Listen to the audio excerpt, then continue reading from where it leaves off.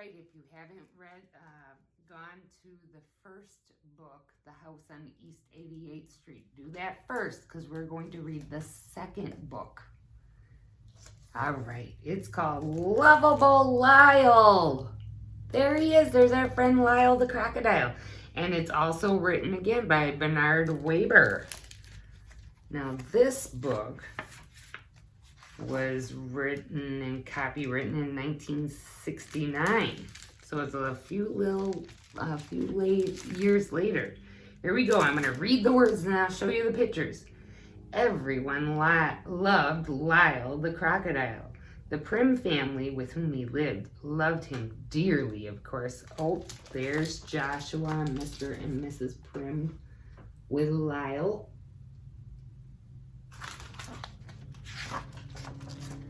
And the bakery lady loved him. She always gave Lyle cookies, his favorite kind with colorful sprinkles on top. And Mr. Delight, the ice cream man, loved him. He always invited Lyle to climb aboard his truck and clang the bell. And the bird loved him. Love Lyle, squawked the bird. Oh my goodness, people and birds alike love Lyle.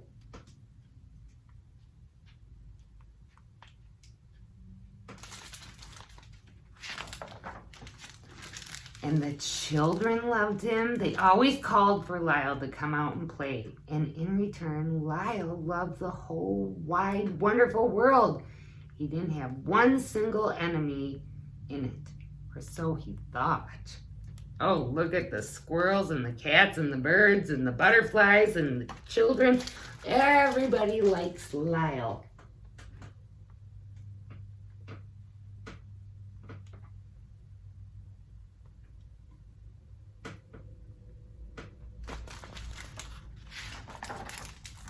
Well, one day, quite mysteriously, a note addressed to Lyle was slipped under the door of the house on East 88th Street. Dear Lyle, Mr. Prim read to him, I hate you. I hate you more than anything. I hate you so much I can't stand it. And the note was signed, Your Enemy. And everybody was surprised. Oh, how dreadful, cried Mrs. Prim. Whatever reason could anyone have for hating Lyle? Now, when I read notes, I always read it in the voice of the person who wrote it, just so you know. Don't worry about it, Lyle, said Mr. Prim. Just keep being your wonderful self and try to forget that this ever happened. Lyle went off to bed that night, trying hard to forget. Still, as he switched off the lights and gazed down upon the empty street below, he could not help sadly thinking that someone out there hates him. Oh, that's so horrible. Hate is such a horribly strong word that it hurts to hear somebody or even read that somebody feels that way about you. Be careful about using strong words like that. Oh, he looks so upset. The next day, Lyle lost himself in play and managed to forget all about the terrible note, only to be reminded by a second one that was delivered as mysteriously as the first. Dear Lyle, read, I hate you even more today than I did yesterday, if that's at all possible. And again, the note was signed, Your Enemy. Oh, these horrible notes have just got to stop, Mrs. Prim cried out desperately. Lyle wanted the notes to stop too. He was so unhappy about them. There were days he just couldn't be coaxed out of the house. He began to wonder if he was growing ugly. He practiced smiling. Oh, he's starting to get low self-esteem.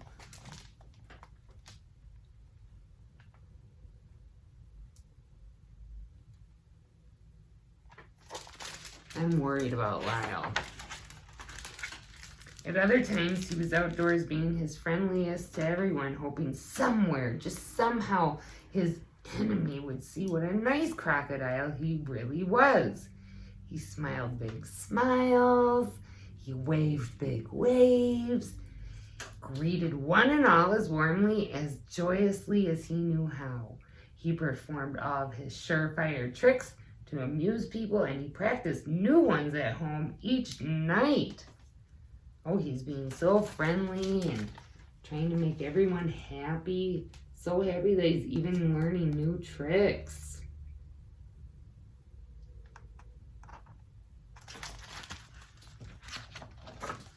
He was kind and helpful and courteous. He held doors open for people loaded down with heavy packages. He offered his seat on crowded buses. He shared his umbrella. Oh, my, doesn't he have nice manners, one lady remarked. I've never seen anything like it, answered another woman.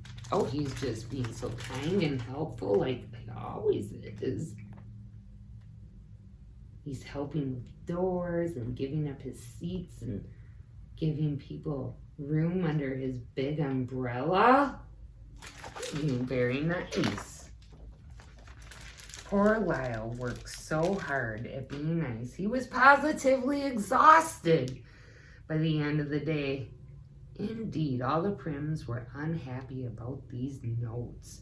Each time they heard someone approaching outside Joshua or Mr. Prim, sometimes the entire family would rush for the door in hopes of catching the nasty note writer in the act.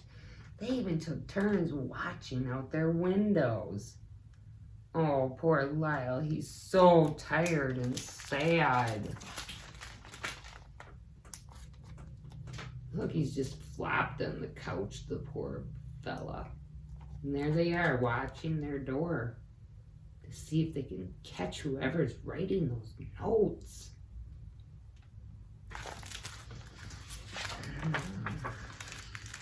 Well, one afternoon, Mrs. Prim, Joshua, and Lyle came across the words, "Down with crocodiles," brazenly scrawled upon a fence near their home. Mrs. Prim tried hopelessly to erase those nasty words with a tissue.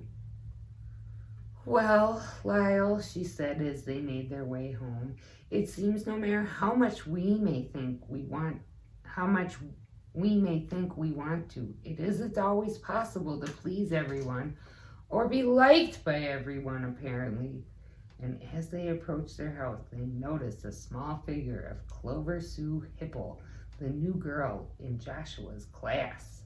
Oh, look, somebody wrote on their fence, "Down with crocodiles."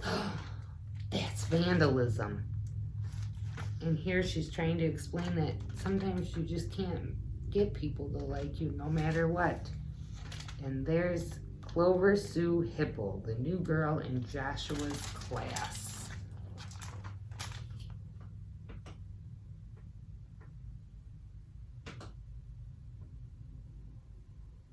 Oh, vandalism. Never okay to spray paint things on people's property, especially if it's something nasty. Very despicable. Well, by the time they reached the door, Clover was gone, but resting under the door was still another note. "Oh, I just don't know if I can bring myself to read it," sighed Mrs. Prim, but she forced herself just the same. "Dear Lyle," she read, "I wish you would go away and never come back, ever, ever, ever again." Once more it was signed, "Your enemy." Sadly, Mrs. Prim crumpled the note in her hand. Oddly, during the next several days, Mrs. Prim and Lyle found themselves running into Clover Sue Hipple almost everywhere they went. At the supermarket, they discovered her peeking out from behind a huge display of cornflakes. Well, there they are, getting their another bad note, and there is Clover Sue Hipple spying on them in the grocery store.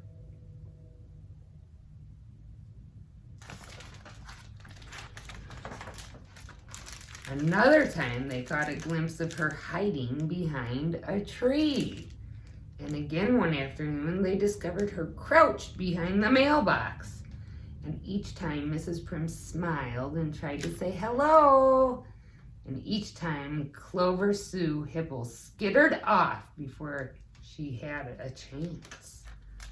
She's spying on them, but runs away when she gets called out.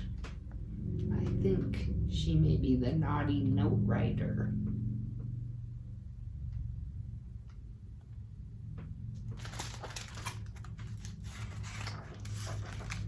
One day, as she was about to leave the house, Mrs. Prim glanced down just in time to see another note wiggling its way under the door.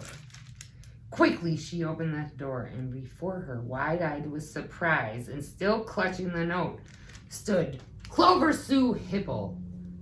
"Clover, dear, please don't run away this time," cried Miss Prim. "I would like to speak with you about Lyle. Has Lyle done something to make you angry with him?" "He takes my friends away from me," Clover burst out. "He does what?" "He takes my friends away from me," the little girl said again. "When Lyle comes out, my friends run away.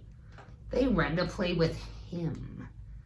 And they play with him all of the time. I never have fun when Lyle's around." "But why can't you play with Lyle too?" asked Mrs. Prim. "Because," said Clover Sue. "Because of what?" "Because I'm not allowed. My mother said I'm not allowed to play with crocodiles." Well, I could see if Lyle was your typical crocodile, but seems like Clover's mom's got some problems, which she is teaching her daughter to have the same problems, which is not okay.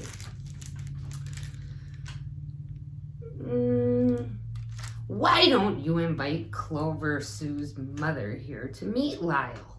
suggested Mr. Prim that night. "I'm sure when she sees for herself how gentle Lyle really is, she won't mind if Clover Sue plays with him." Mrs. Prim telephoned Clover's mother the very next day. "Lyle and I want so much to meet you," she said. "Could you please join us for tea tomorrow afternoon?" "I would be delighted," answered Mrs. Hipple. Mrs. Hipple made a note of the address, and all was cheerfully arranged. Excuse me. "Now, who is this nice Mrs. Prim?"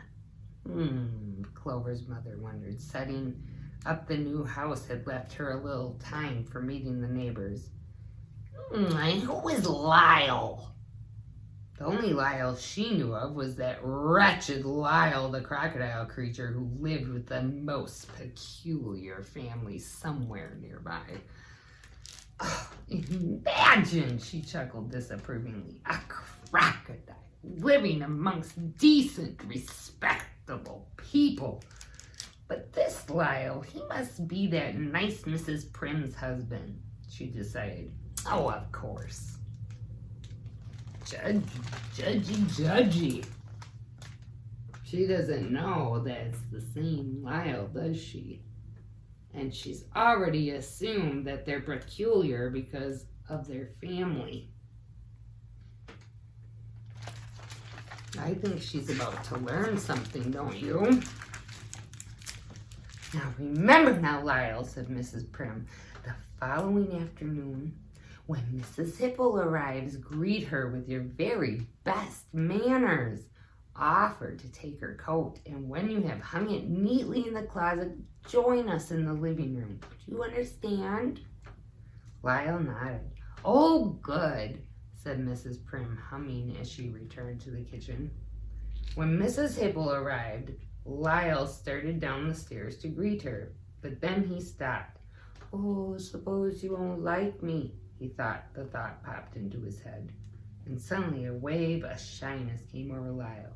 Suddenly, the last thing in the whole world he wanted to do was meet Mrs. Hipple. "Lyle! Oh, Lyle!" cried Mrs. Prim. Oh, he's having second thoughts, isn't he? He doesn't know if he wants to meet her. I don't blame him. I don't like people who make judgments on animals or people that they don't really know. Oh, Lyle, we have company. Mrs. Prim called again, and she led her guest out into the living room. He wanted to go to her, but instead, and although he kept telling himself it would absolutely the silliest, most ridiculous thing he could possibly do, Lyle squeezed himself into the hall closet and he hid. Mrs. Prim looked for him upstairs. She looked for him downstairs. Oh, I just can't imagine what has become of Lyle, he heard her exclaim. Oh, there he's going in the closet and he's hiding amongst all the coats and hats and umbrellas. He's scared, isn't he? And amid the tinkling of teacups, Lyle could hear the voices of the two women. They talked about this and that and everything under the sun. It was so stuffy and uncomfortable in the closet, he began to wish that they would talk about Mrs. Hipple leaving. At long last, Lyle heard Mrs. Hipple say, "Oh, I must be going now." And Mrs. Prim say, "I'm so glad you came. Oh, I'm so sorry you missed my Lyle, but I hope you will be meeting him real soon." Then Lyle heard the handle of the closet door turn, and Mrs. Prim said, "Here, let me get your coat."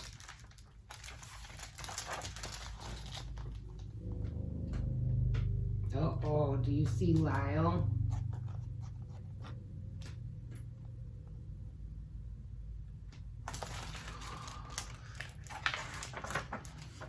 The instant the door opened, Lyle fell out upon both of the women. Mrs. Prim let out a sharp gasp, and Mrs. Hipple definitely screamed. "Oh, are you all right? Are you all right?" Mrs. Prim cried out as they struggled to their feet. "Take that horrible thing away! Take that monster away from me!" Mrs. Hipple began to shriek. "Oh, please, he'd never hurt you. I promise he won't hurt you." Mrs. Prim tried to reassure her. "Look at him. He's more frightened than you. Let me out of here," Mrs. Hipple shrieked. "Let me out of this terrible, terrible house." Oh.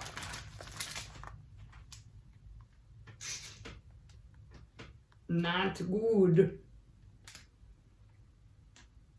Think they're going to be able to fix this pickle?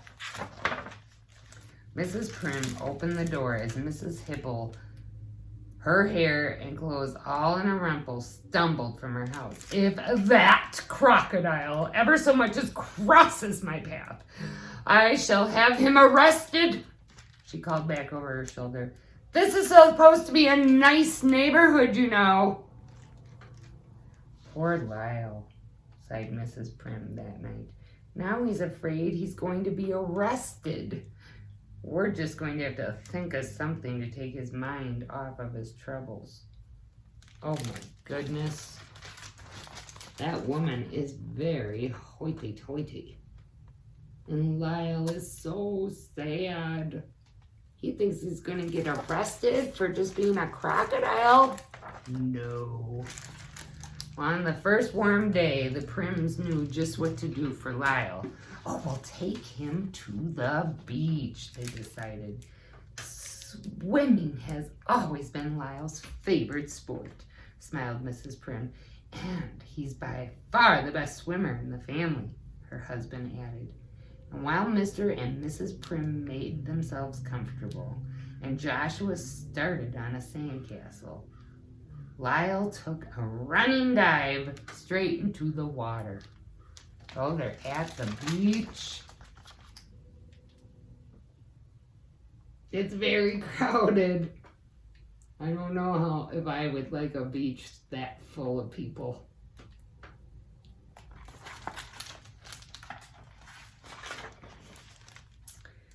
Lyle's water stunts delighted everyone close by. Oh, look, he's doing tricks in the water. He looks like he is a good swimmer.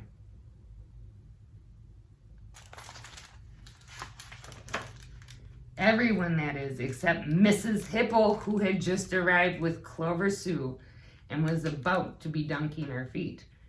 Mrs. Hipple set out at once to find the lifeguard. "Lifeguard, lifeguard," she cried. "Do you permit crocodiles to bathe here?" "Certainly not," answered the lifeguard. "Well, it might interest you to know there is a crocodile bathing out there this very minute."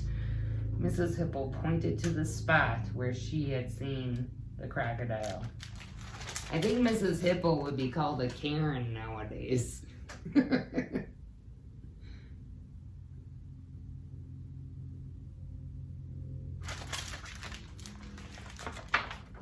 Suddenly, everyone on the beach was looking and pointing, but not at a crocodile. They were pointing at a little girl, thrashing about helplessly in the water.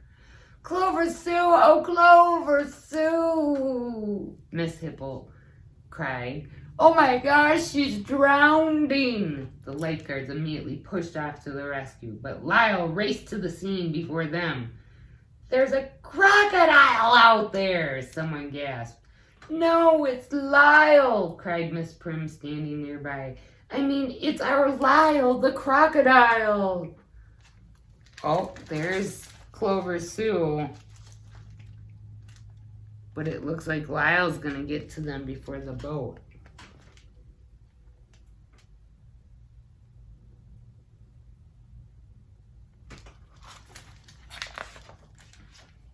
Lyle brought a very wet but happy Clover Sue safely back to shore. "Oh, hooray, hooray for Lyle," the crowd shouted. "Oh, Lyle, my dear friend," sobbed Mrs. Hipple. "How can I ever thank you enough?" Everyone was so proud of Lyle.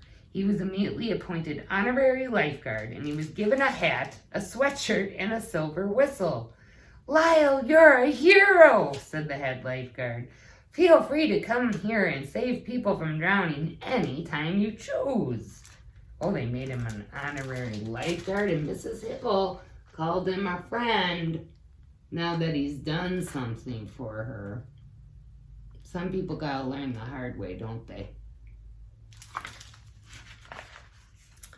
The next day, a note addressed to Lyle was found under the door of the house on East 88th Street.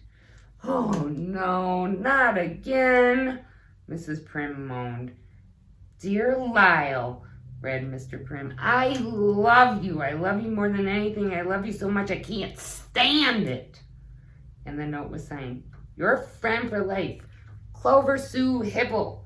P.S. Mrs. Prim continued, may I play with you today?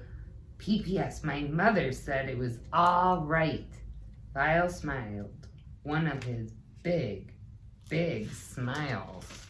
Oh, they ended up being friends. And that's the end of this book. Lovable Lyle. Just remember, not everybody's going to like you in this world. But as long as you are true to yourself and you treat people nicely, you're doing all that you can do. Sometimes people just don't like you. I don't know why. Anyway, there's one more book to read in this series. So I'll see you tomorrow for more Lovable Lyle. Bye-bye.